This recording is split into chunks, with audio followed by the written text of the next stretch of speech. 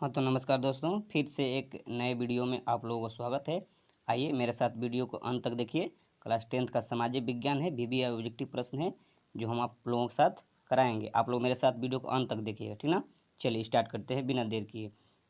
पहला क्वेश्चन आप लोगों के सामने है कि निम्न में से कौन लौह युक्त खनिज का उदाहरण है। सारे वस्तुनिष्ठ प्रश्न होंगे, ऑब्जेक्टिव होंगे, बीबीए ऑब्जेक्टिव प्रश्न जो अब तक पूछा है और पूछने वाला 2024 में जो भी स्टूडेंट होंगे पूछेगा।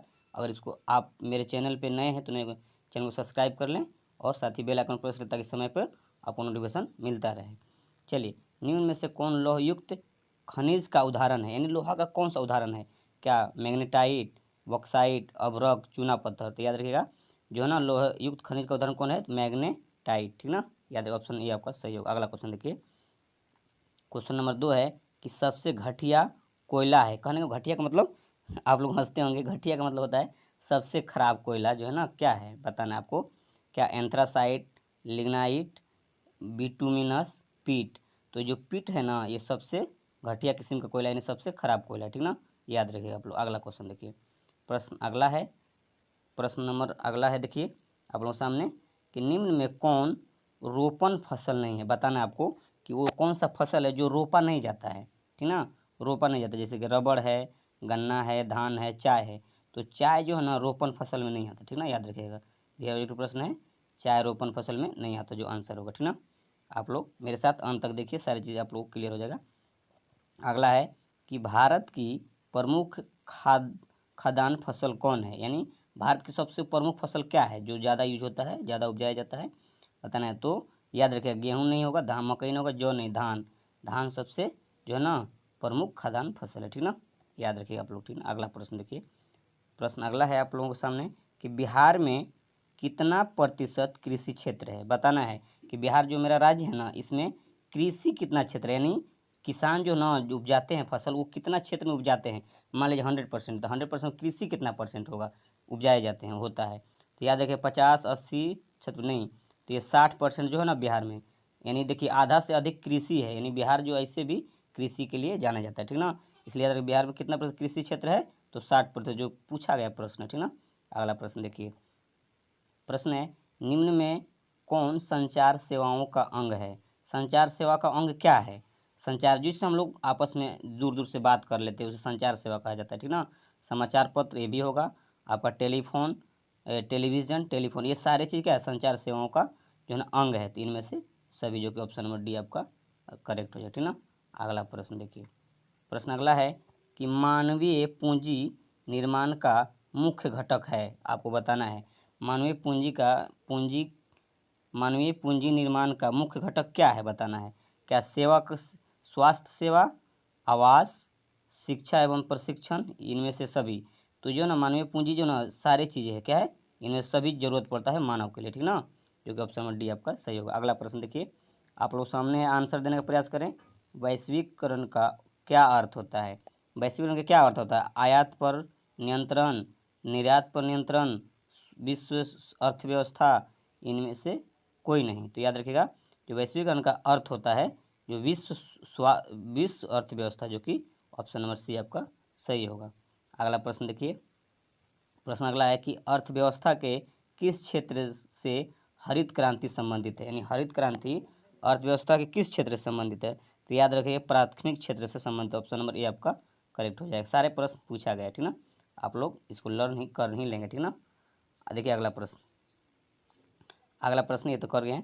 क्वेश्चन नंबर 37 है कि निम्नलिखित में से कौन सा स्थान भारत में मुद्रा जारी करने के लिए अधिकृत है, यानी सबसे ज़्यादा मुद्रा जारी करने के लिए कौन सा अधिकृत है माना जाता है। तो याद रखिएगा reserve bank of India, RBI जिसको बोलते हैं इंग्लिश में, रिजर्व बैंक ऑफ इंडिया सही होगा आपका, ठीक ना।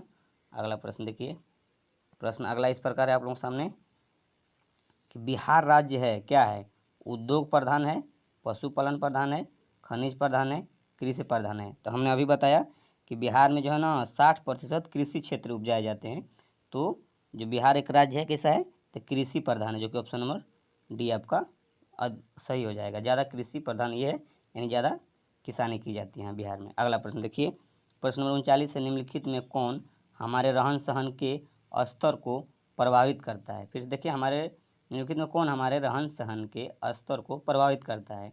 किसके कारण हम लोग स्तर जो है ना अच्छा चलता है? राजकीय आय, राष्ट्रीय आय, प्रति व्यक्ति आय। देखिए प्रति व्यक्ति आय आपका अधिक होगा तो रहन सहन में भी बदलाव होता है। ये करेक्ट आंसर हो, ठीक ना। अगला प्रश्न देखिए आप लोग, प्रश्न नंबर 40। प्रश्न है कि बिहार में कितने जिले हैं? बताना है बिहार में टोटल कितने जिले हैं। तो क्वेश्चन आप लोग जानते हैं आसान है, कमेंट से बताएं। तो बिहार में टोटल 38 जिले हैं, जो कि ऑप्शन नंबर डी आपका करेक्ट हो जाएगा। ठीक है, आप लोग यहाँ एक होमवर्क पर दिया जाता है क्वेश्चन, आप लोग आंसर बताएंगे। तो बिहार में कुल कितने जिले हैं? तो 38 जिले, ठीक है।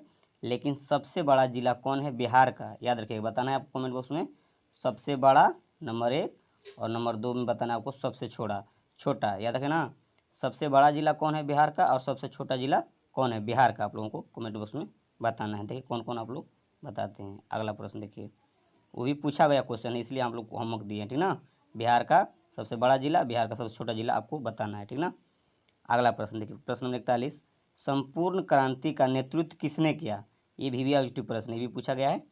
तो संपूर्ण क्रांति का नेतृत्व किसने किया? इंदिरा गांधी, महात्मा गांधी, जवाहरलाल नेहरू, जयप्रकाश नारायण। ये जयप्रकाश नारायण ने किया। संपूर्ण क्रांति का नेतृत्व जयप्रकाश नारायण ने किया, जो कि ऑप्शन नंबर डी आपका सही हो जाएगा। अगला प्रश्न देखिए, प्रश्न नंबर 42 है कि बांग्लादेश कब स्वतंत्र हुआ, यानी बांग्लादेश कब आज़ाद हो गया, आपको बताना है। 1969, 1970, 1972, 1971। तो बांग्लादेश जो स्वतंत्र हुआ था यानी आज़ाद हुआ था 1971 में। ऑप्शन नंबर सी आपका सही होगा, ठीक ना। आप लोग लर्न कर लेंगे, ठीक है ना। अगला प्रश्न देखिए, प्रश्न नंबर 43 है कि भारत में किस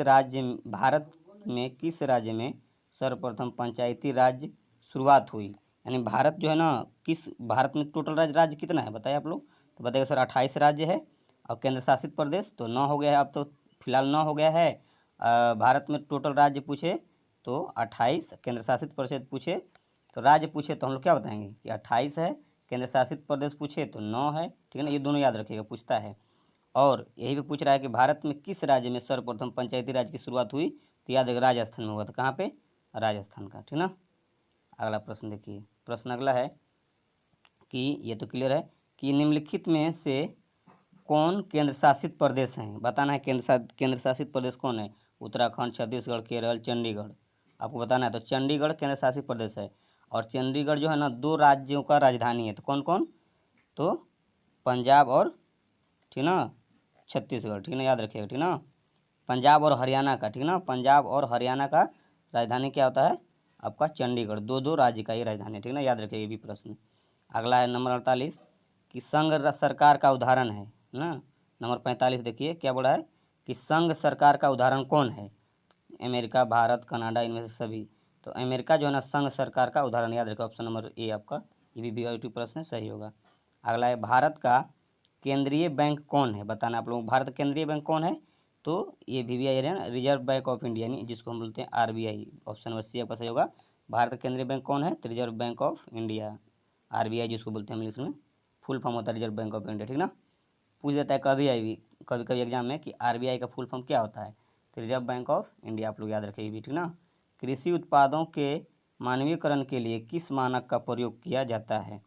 तो याद रखिए एग मार्क, एकदम VBI प्रश्न, एग मार्क का उपयोग किया जाता है, ठीक ना। हमने 2 क्वेश्चन होमवर्क पर दिया आप लोग बताने के लिए, कमेंट बॉक्स में क्या बताए हैं। बिहार में टोटल 28 राज्य है, केंद्र शासित प्रदेश कितना है? भारत में टोटल कितने हैं? 28 राज्य हैं, 9 केंद्र शासित प्रदेश हैं। तो बिहार राज्य का सबसे बड़ा जिला कौन है और सबसे छोटा जिला कौन है, आपको बताना है। वीडियो अगर पसंद आए तब लाइक करें, सब्सक्राइब और दोस्तों को शेयर करें। फिर मिलते हैं नेक्स्ट वीडियो में। Thanks for watching.